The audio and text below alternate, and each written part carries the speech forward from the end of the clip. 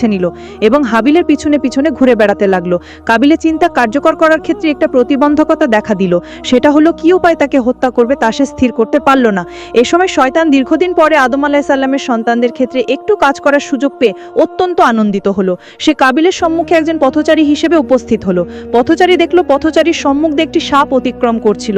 এমন সময় পথচারী একটি খণ্ড ভারী পাথর এনে সাপের মাথায় আঘাত করলো। তাতে সাপের মাথা চূর্ণ বিচীর্ণ হয়ে গেল এবং অল্প সময়ের মধ্যে সাপটি মারা গেল। এ কাজ সমাধা করে পথচারী চলে গেল। কাবিল এই দৃশ্য দেখে হত্যার উপযুক্ত কৌশল গ্রহণ করলো। অতঃপর সে হাবিলের খোঁজ খবরে বের হলো। বাড়ির বাইরে গিয়ে সে দেখতে পেল হাবিল ছাগল বসবাসকারী একটি নির্জন গৃহের এক কোণে ঘুমিয়ে আছে। তখন কাবিল দূর থেকে একটি ভারী পাথর বহন করে নিয়ে আসলো এবং ধীরে ধীরে হাবিলের কাছে গিয়ে সজোরে পাথর দ্বারা তার মাথায় আঘাত করলো। অমনি হাবিল ছটফট করে উঠল। তখন কাবিল পাথরটি উঠিয়ে পুনরায় তার মাথায় আঘাত করলো। এবার সে নিস্তব্ধ হয়ে গেল। হাবিল মৃত্যুবরণ করলো। প্রাথমিক কাজ সমাধা করে সে দ্বিতীয় আরেকটি সমস্যার সম্মুখীন হলো। হাবিলকে হত্যা করা হয়েছে, এখন তার লাশটিকে কি করা যাবে? যদি এভাবে রাস্তার পাশে লাশটি পড়ে থাকে তাহলে তার অন্যান্য ভাইরা এই হত্যার রহস্য অবশ্যই উদ্ঘাটন করে ফেলবে। কাবিল এ বিষয় নিয়ে খুবই দুশ্চিন্তাগ্রস্ত হলো। এমনকি সে দু চোখের পানি ছেড়ে দিয়ে অঝোর নয়নে কাঁদতে লাগলো। এমন সময় সে একটু দূরে দেখতে পেল দুটি কাক ভীষণ যুদ্ধে ও মারামারিতে লিপ্ত। কিছুক্ষণ মরণপন্ন যুদ্ধ করার ফলে একটি কাক মৃত্যুবরণ করলো। হত্যাকারী কাকটি নিজ ঠোঁট ও পা দ্বারা মাটিতে একটা বড় গর্ত করে নিল এবং মৃত কাকটিকে টেনে এনে সেই গর্তের মধ্যে ফেলে ওপরে মাটি দিয়ে ঢেকে দিল। এ কাজ সমাধা করে কাকটি উড়ে চলে গেল। কাবিলের দৃশ্য দেখে নিজের জন্য পথ পেয়ে গেল। তাড়াতাড়ি সে নিকটবর্তী স্থানে একটি কবর খনন করলো এবং তার মধ্যে হাবিলকে রেখে মাটি চাপা দিল।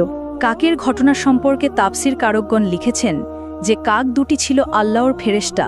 এ ফেরেশতাকে পাঠিয়ে আল্লাহ তাআলা মৃতদেহকে কিভাবে দাফন করতে হয় তা পৃথিবীর মানুষকে শিক্ষাদানের জন্য এই ঘটনা অবতরণ করেন।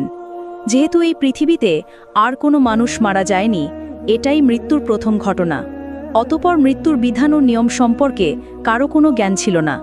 ওইভাবে আল্লাহ তাআলা মানুষকে শিক্ষা দিয়েছেন। অতঃপর হত্যা করার ঘটনা এটাই পৃথিবীতে সর্বপ্রথম। কাবিল সব ঝামেলা সমাধান করে নিশ্চিন্ত হল। এইবার সে মহা আনন্দে ইকলিমাকে বিয়ে করবে। পৃথিবীতে তার আর কোনো প্রতিবন্ধকতা নেই, তাই মনের আনন্দে সে পথ চলতে আরম্ভ করল। হঠাৎ আল্লাহ তাআলার ইঙ্গিতে তার হাঁটু পর্যন্ত মাটির মধ্যে গেড়ে গেল। কাবিল তা উঠানোর জন্য যথেষ্ট চেষ্টা করল। বারবার আল্লাহ তাআলার নাম স্মরণ করল এবং তার করুণা ভিক্ষা চাইল। আল্লাহ তাআলার পক্ষ থেকে বাণী এলো, হে পাপিষ্ঠ, রক্তের সম্পর্ক ছিন্ন করে যে ব্যক্তি ভাইকে হত্যা করেছে তার শাস্তি হলো জীবন্ত অবস্থায় তাকে মাটিতে পুঁতে ফেলা। তাই তোমার অন্তিম সময় এসে গেছে, কোনো ক্রমে তোমার রেহাই নেই। তখন কাবিল অনুনয়ের স্বরে বলল, হে পরওয়ারদিগার, বেহেশতে